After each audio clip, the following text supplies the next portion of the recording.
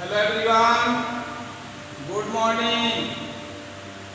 तो इस online class के लर्निंग प्लेटफॉर्म पर आप सभी का स्वागत है।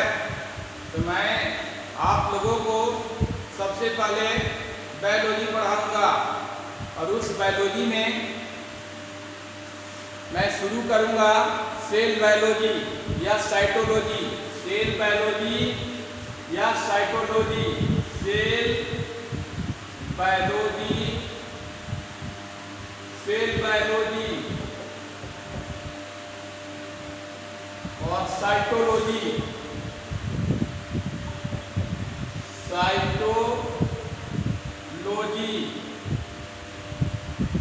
इट मीन्स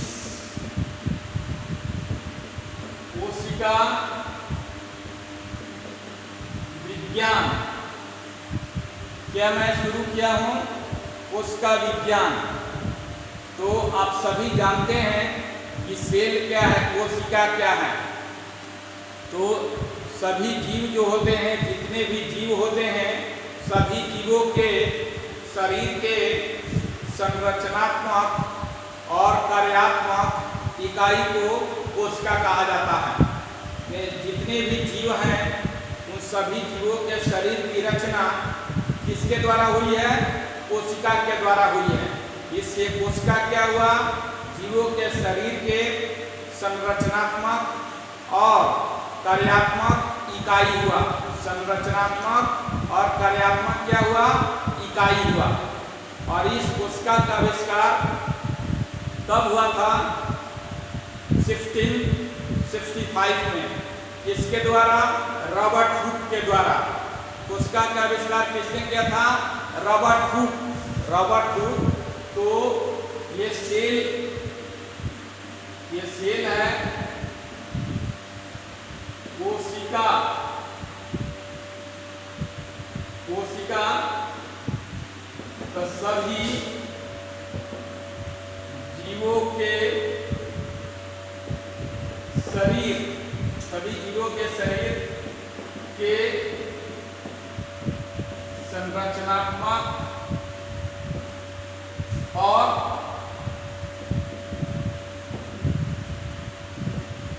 कार्यात्मक इकाई को सेल कहते हैं। यानी structural and functional structural and functional unit of cell organise is called cell. तो structural and functional unit of a organise is called a cell. Is called a cell या is called cell. Clear? और cell का discovery ये discovered bye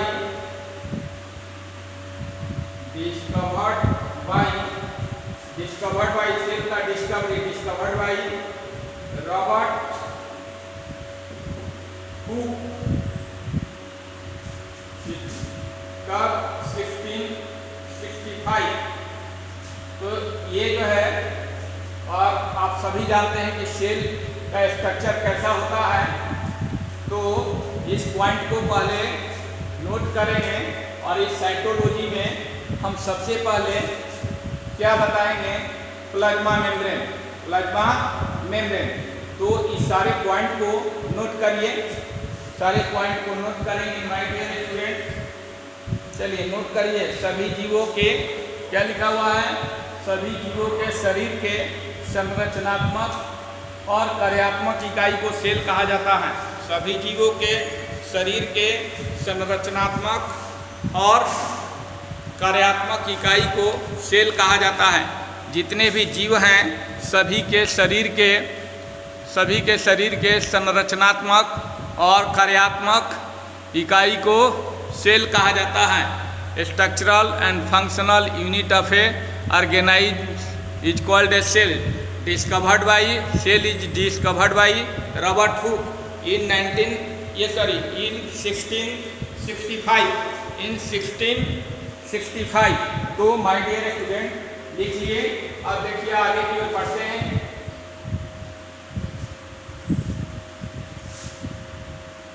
ये cell है, ये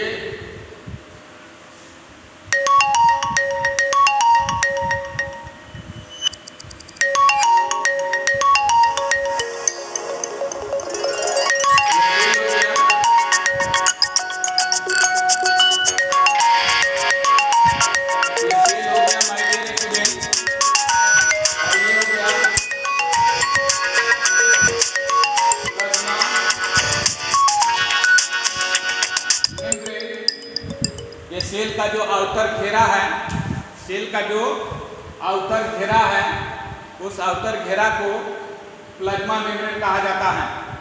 यानी हम सबसे पहले आप लोगों को प्लाज्मा मेम्ब्रेन पढ़ाऊंगा। तो सेल चारों तरफ से एक पतली झिल्ली द्वारा घिरा रहता है और उस पतली झिल्ली को प्लाज्मा मेम्ब्रेन या सेल मेम्ब्रेन कहते हैं। सेल चारों तरफ से एक पतली झिल्ली द्वारा घिरा रहता है जिसे प्लाज्मा मेम्ब्रेन या सेल मेम्ब्रेन कहते हैं। इस प्लाज्मा मेम्ब्रेन या सेल मेम्ब्रेन का आविष्कार नेगली और क्रैमर ने मिलकर किया था। नेगली और क्रैमर ने मिलकर किया था। ये बाहरी झिल्ली है, बाहरी झिल्ली है, सेल का बाहरी झिल्ली है।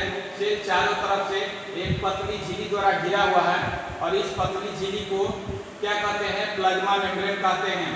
और ये प्लाज्मा मेम्ब्रेन क्या होती है? लचीली होती है। क्या होती है? लचीली होती है, इलास्टिक होती है, जीवित होती है तथा सेलेक्टिवली परमीएबल होती है। सेलेक्टिवली परमीएबल होती है यानी चयनात्मक पारगम्य होती है। ये सेलेक्टिव पदार्थों को सेल के अंदर जाने देती है। सेलेक्टिव पदार्थों को, चयनात्मक पदार्थों को, चयनित पदार्थों को ही अंदर जाने देती है। इसलिए इसका नाम जो है सेलेक्टिवली परमीएबल पड़ा। ठीक है। और ये कभी टूट जाती है तो पुनः जुटने की इसमें क्या होती है? क्षमता होती है। पुनः जुटने की क्या होती है? क्षमता होती है इस प्लाज्मा मेम्ब्रेन में। तो माय डियर स्टूडेंट, मैं प्लाज्मा मेम्ब्रेन आज पढ़ाने वाला हूँ और मैं शुरू कर दिया प्लाज्मा मेम्ब्रेन। प्लाज्मा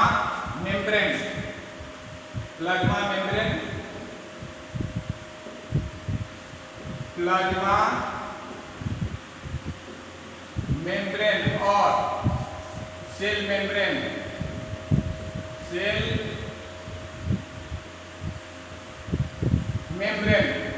तो ये जो है डिस्कवर्ड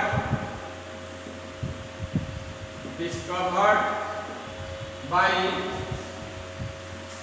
नेगली एंड क्रैमर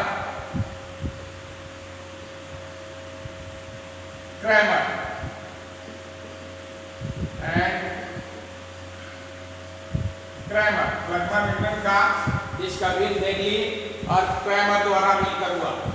और फिर इसी प्लाज्मा मेम्ब्रेन को प्लाज्मा लेमा कहा गया। फ्लोवर के द्वारा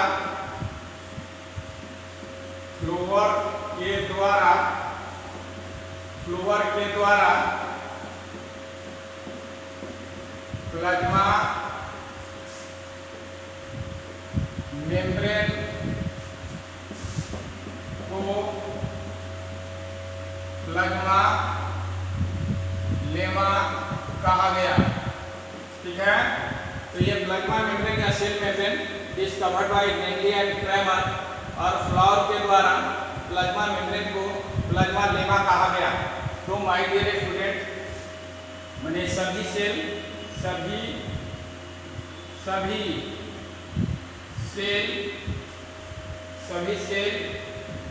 के चारों तरफ एक पतली जीवित पतली जीवित, सभी सेल के चारों तरफ एक पतली जीवित प्रत्यास्थ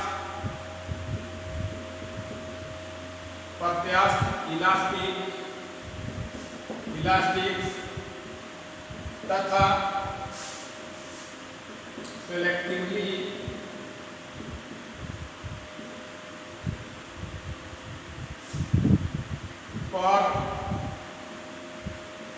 परमिएबल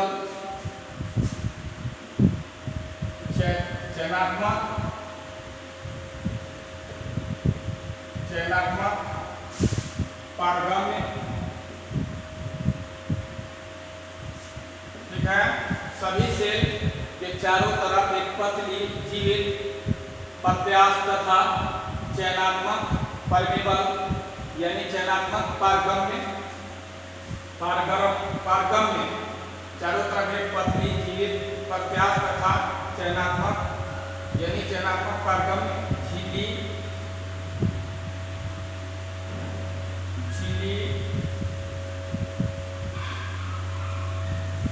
झिल्ली होती है, ठीक है। सभी सेल के चारों तरफ एक पतली जीवित प्रत्यास्थ तथा सेलेक्टिवली परमेबल, ठीक है, चयनात्मक पारगम्य झिल्ली होती है, जिसे प्लाज्मा मेम्ब्रेन कहा जाता है। जिसे क्या कहा जाता है? प्लाज्मा मेम्ब्रेन या सेल मेम्ब्रेन कहा जाता है। ये सभी सेल के चारों तरफ जितने भी सेल हैं उसके चारों तरफ एक पतली जीवित प्रत्यास्थ तथा सेलेक्टिवली परमेबल, है ना, चयनात्मक पारगम्य झिल्ली होती है। जिसे क्या कहा जाता है? जिसे प्लाज्मा मेम्ब्रेन या सेल मेम्ब्रेन कहा जाता है। जिसे प्लाज्मा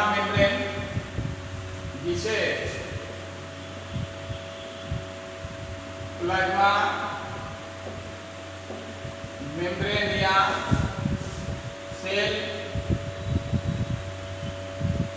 मेम्ब्रेन कहते हैं। तो और यह सेल मेम्ब्रेन क्या होती है? यह झिल्ली कभी टूट जाती है तो पुनः जुट जाती है। ये टूटेगी तो पुनः जुट जाएगी, टूटेगी तो पुनः क्या हो जाएगी? जुट जाएगी। ये टूटने और जुटने की क्षमता इसमें काफी अधिक होता है। तो इसको नोट करेंगे माय डियर स्टूडेंट, जल्दी से इसे नोट करिए, जल्दी से इसे नोट करिए, जल्दी से इसे नोट करेंगे। तो आपने क्या देखा माय डियर स्टूडेंट? आपने यही देखा कि प्रत्येक सेल चारों तरफ से एक पतली, लचीली और चयनात्मक पारगम्य से घिरी हुई है। माने चयनात्मक पारगम्य नामक झिल्ली से घिरी हुई है सभी सेल। ये भी कह सकते हैं कि सेल के बाहरी आवरण को क्या कहा जाता है? प्लाज्मा मेम्ब्रेन या सेल मेम्ब्रेन कहा जाता है। सेल का जो बाहरी आवरण है उसको क्या कहा जाता है? प्लाज्मा मेम्ब्रेन या सेल मेम्ब्रेन कहा जाता है। तो सभी सेल के चारों तरफ एक पतली जीवित प्रत्यास्थ तथा सेलेक्टिवली परमेबल झिल्ली होती है, जिसे प्लाज्मा मेम्ब्रेन जिसे प्लाज्मा मेम्ब्रेन या सेल मेम्ब्रेन कहते हैं। यह झिल्ली कभी टूट जाती है तो पुनः जुड़ जाती है। अब देखिए my dear student, plasma membrane के संबंध में बहुत सारे मॉडल दिया गया है। प्लाज्मा मेम्ब्रेन के संबंध में बहुत सारे मॉडल दिया गया है और पहला मॉडल का नाम है सैंडविच मॉडल। प्लाज्मा मेम्ब्रेन के बारे में ये मॉडल में प्लाज्मा मेम्ब्रेन का संरचना के संबंध में, प्लाज्मा मेम्ब्रेन के संरचना के संबंध में पहला मॉडल दिया गया सैंडविच मॉडल।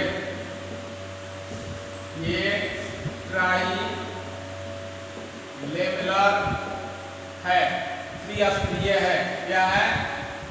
त्रिस्तरीय, 3 स्तर का बना हुआ। इसको दिया गया डेनियली और जेवसन के द्वारा। ये मॉडल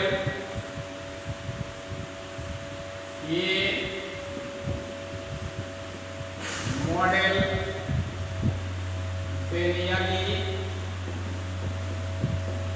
तथा जेवसन के द्वारा 1935 ईस्वी में दिया गया। ठीक है, तो सैंडविच मॉडल इनके द्वारा, डेनियली और जेवसन के द्वारा 1935 ईस्वी में दिया गया था। ये डेनियली एंड जेवसन ने दिया था। और इसमें देखेंगे माय डियर स्टूडेंट, ये सैंडविच मॉडल, ये सैंडविच मॉडल मैं बना रहा हूँ।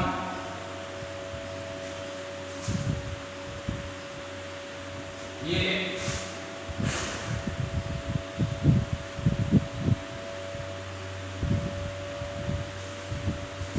देखिए सैंडविच मॉडल, सैंडविच के समान, सैंडविच खाया है ना, तो ये बिल्कुल सैंडविच के समान होगा। तो यहाँ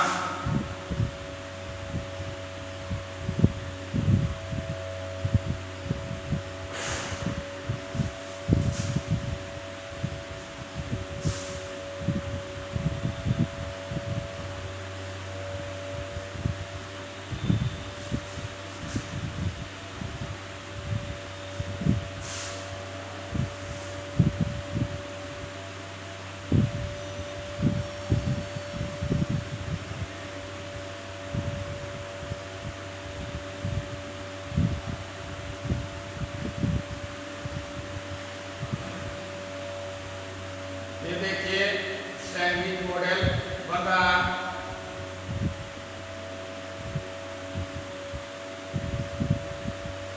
हेड है, टेल है,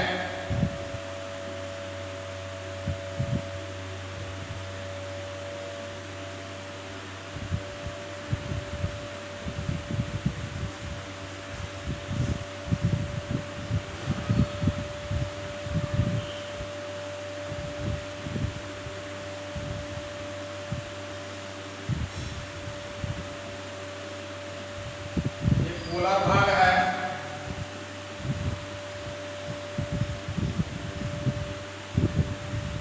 ये पोलर है, ध्रुवीय भाग।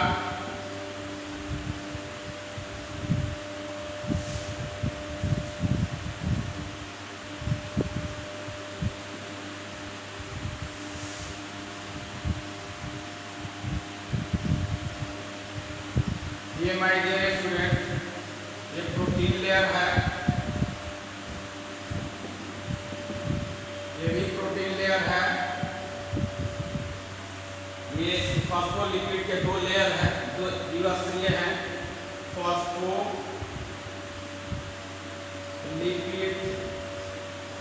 के द्विस्तर, ठीक है। ये प्रोटीन लेयर हो गया, ये प्रोटीन लेयर के साथ ये फॉस्फोलिपिड के द्विस्तर है। और ये पोलर भाग हो गया, पोलर माने ध्रुवीय, पोलर मीन्स क्या हो गया? पोलर, पोलर ध्रुवीय, ये ध्रुवीय है।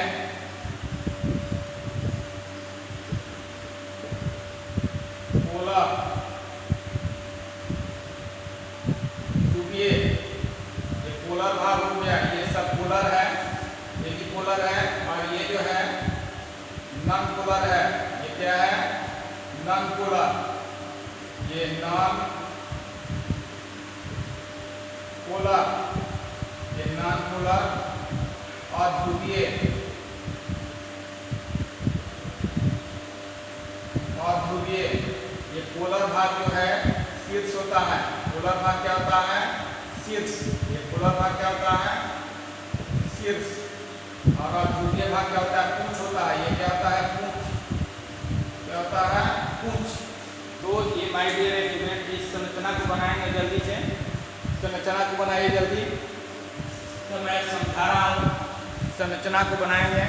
ये पोलर नॉन पोलर, पोलर और नॉन पोलर, पोलर और नॉन पोलर को बनाएंगे जल्दी से। तो देखिए माय डियर स्टूडेंट, ये सैंडविच मॉडल सैंडविच खाए हैं ना, तो सैंडविच में क्या होता है, ऊपर भी ब्रेड नीचे भी ब्रेड, ऊपर भी ब्रेड रहता है ऐसे, ऊपर भी ब्रेड नीचे भी ब्रेड और बीच में मसाला, बीच में क्या होता है, मसाला होता है। तो उसी तरह से इसमें देखिए ऊपर प्रोटीन नीचे प्रोटीन और बीच में फॉस्फोलिपिड का द्वितीय स्तर, फॉस्फोलिपिड का 2 स्तर है। इससे इसका नाम जो है फॉस्फोलिपिड के 2 स्तर हो गया और ये प्रोटीन का स्तर हो गया। इससे ट्राई लेवलर ये त्रिस्तरीय 3 स्तर वाला हुआ और इसको सैंडविच मॉडल कहा जाता है। और इस मॉडल का डिस्कवरी डेनियली और ड्यूसन के द्वारा 1935 ईस्वी में किया गया था। और यहाँ देखिए फॉस्फोलिपिड, फॉस्फोलिपिड का जो पोलर भाग है, ध्रुवीय भाग है, प्रोटीन से जुटा हुआ है। और ये पोलर भाग जो होता है, पोलर भाग होता है जल स्नेही होता है। पोलर भाग क्या होता है, ये पोलर भाग है जल स्नेही होता है। और ये पूंछ वाला भाग है, ये पूंछ वाला है, ये भी पूंछ वाला है।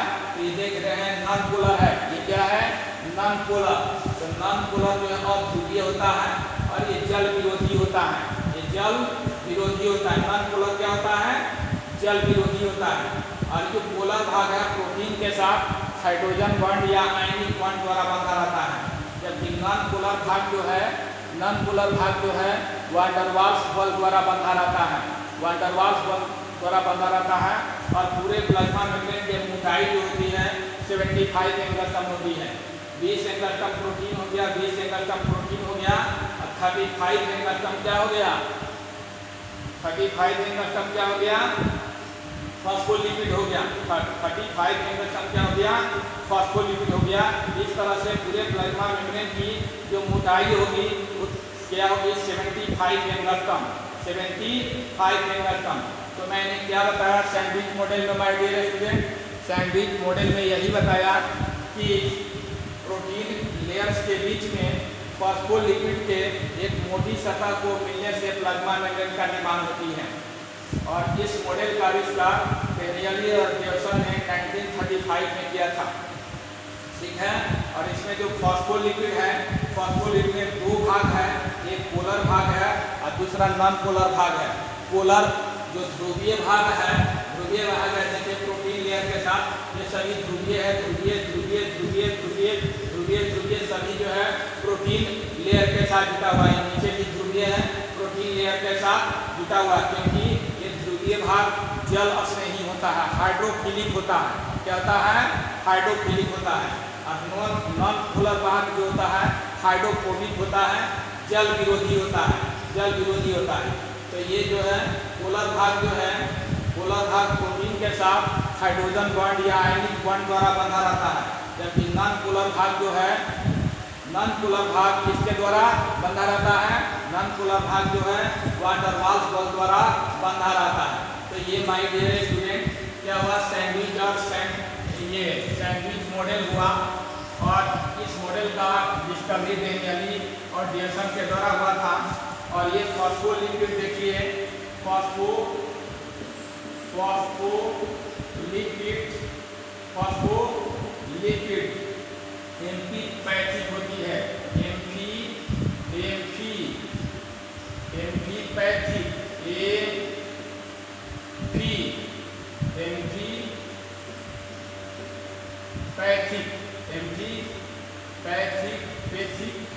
एम्फीपैथिक भी लिख सकते हैं या एम्फीपैथिक। एम्फीपैथिक का अर्थ होता है, ये एम्फीपैथिक का अर्थ होता है polar, non polar, non polar. ये जो है पोलर हो गया ध्रुवीय, शीर्ष भाग हो गया, ठीक है। ये अध्रुवीय हो गया, पूंछ भाग हो गया, है ना, पूंछ भाग हो गया। और ये जो है जल स्नेही हो गया, जल स्नेही, जल स्नेही हाइड्रोफिलिक हाइड्रोफिलिक, ये हाइड्रोफिलिक हो गया। ये जो है जल विरोधी हो गया, जल विरोधी हाइड्रोफोबिक, हाइड्रोफोबिक इंग्लिश है हाइड्रोफोबिक, है ना। ये जो है पोलर भाग जो है, पोलर भाग जो है हाइड्रोजन बॉन्ड प्रोटीन के साथ, ये प्रोटीन के साथ पोलर भाग, यहाँ लिख देते हैं पोलर, पोलर भाग प्रोटीन के साथ, प्रोटीन के साथ, ये पोलर भाग प्रोटीन के साथ हाइड्रोजन बॉन्ड, हाइड्रोजन बॉन्ड या आयनिक बॉन्ड द्वारा बंधा रहता है। पोलर भाग प्रोटीन के साथ हाइड्रोजन बॉन्ड द्वारा बंधा रहता है, जबकि नॉन पोलर भाग, ये नॉन पोलर भाग वान डर वाल्स बल द्वारा बंधा रहता है। नॉन पोलर भाग क्या? वान डर वाल्स बल द्वारा बंधा रहता है। नॉन पोलर भाग, नॉन पोलर भाग, नॉन पोलर भाग वान डर वाल्स बल द्वारा, वान डर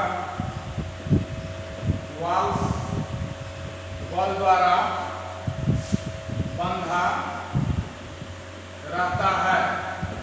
तो ये my dear student sandwich model में हुआ, पहला मॉडल बताया गया सैंडविच मॉडल। और सैंडविच मॉडल में आप क्या समझें कि प्लाज्मा मेम्ब्रेन क्या होती है। पहले तो मैंने बताया कि प्लाज्मा मेम्ब्रेन क्या है, तो सेल के आउटर घेरा, सेल के बाहरी कवर, सेल चारों तरफ से एक पतली झिल्ली द्वारा घिरी हुई है। सेल चारों तरफ से, मैंने कहा कि सेल जो है चारों तरफ से एक पतली झिल्ली द्वारा घिरी हुई है, और उस पतली झिल्ली को प्लाज्मा मेम्ब्रेन कहा जाता है।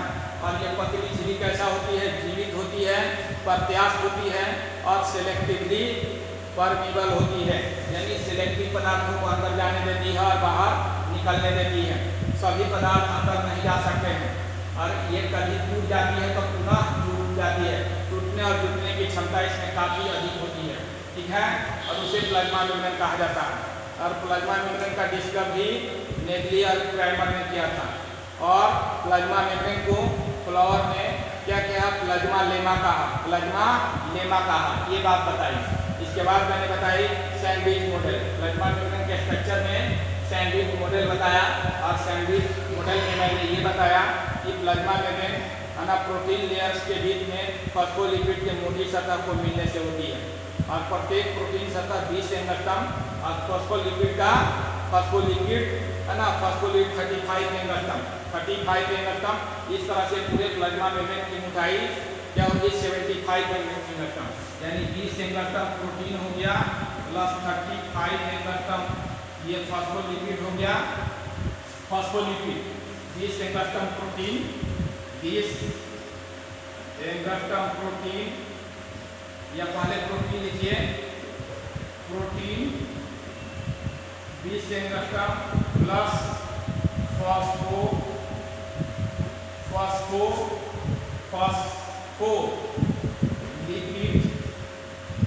35 एंगस्ट्रॉम प्लस प्रोटीन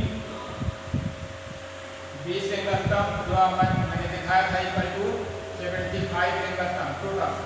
तो प्लाज्मा मेम्ब्रेन की मोटाई इसमें भी उतना ही होगी, 75 एंगस्ट्रॉम।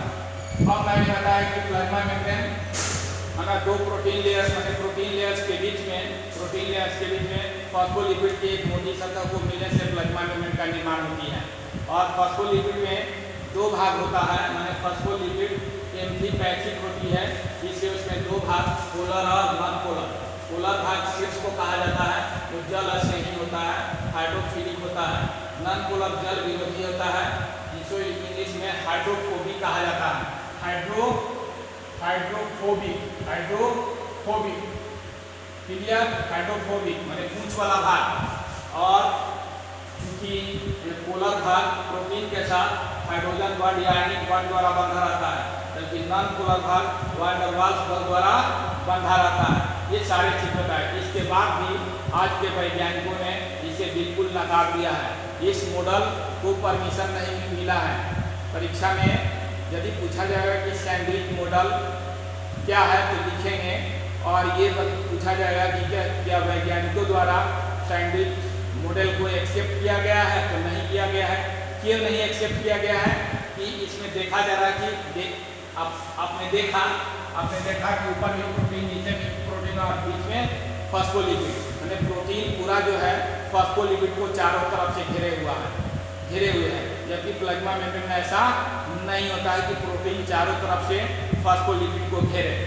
इसलिए आज के वैज्ञानिकों ने इस मॉडल को क्या कर दिया गया है, रिजेक्ट कर दिया है। इस मॉडल को रिजेक्ट कर दिया गया है, यानी ये जो है इस तरह के प्लाज्मा मेम्ब्रेन की संरचना नहीं होती है, इस तरह के प्लाज्मा मेम्ब्रेन की संरचना नहीं होती है। लेकिन चूंकि सैंडविच मॉडल दिया गया है इसलिए आपको बताया जा रहा है। इसके बाद एक आएगा यूनिट मेम्ब्रेन, वो भी एक्सेप्ट नहीं है वैज्ञानिकों द्वारा। और थर्ड आएगा फ्लूइड मोजाइक मॉडल, तरल मोजाइक मॉडल, वही आपको वैज्ञानिकों द्वारा एक्सेप्ट है, वो पूरे मोस्ट एक्सेप्टेड उसी को किया गया है, फ्लूइड मोजाइक मॉडल को। तो माय डियर स्टूडेंट, ये जो आपको बताया गया क्या सैंडविच मॉडल वैज्ञानिकों द्वारा एक्सेप्ट नहीं है, वैज्ञानिकों द्वारा एक्सेप्ट नहीं है। इस मॉडल को बिल्कुल जो है वैज्ञानिकों ने, आज के वैज्ञानिकों ने नकार दिया है। ठीक है, क्यों नकारा? क्योंकि इसमें बताया गया है कि प्रोटीन चारों तरफ से फॉस्फोलिपिड को घेरे हुए हैं, जबकि ऐसा नहीं होता। प्लाज्मा मेम्ब्रेन ऐसा नहीं होता, प्लाज्मा मेम्ब्रेन की संरचना ऐसा नहीं होता, जिसके कारण इसको एक्सेप्ट नहीं किया गया है। तो माय डियर स्टूडेंट, बायोलॉजी आपको कैसा लगा?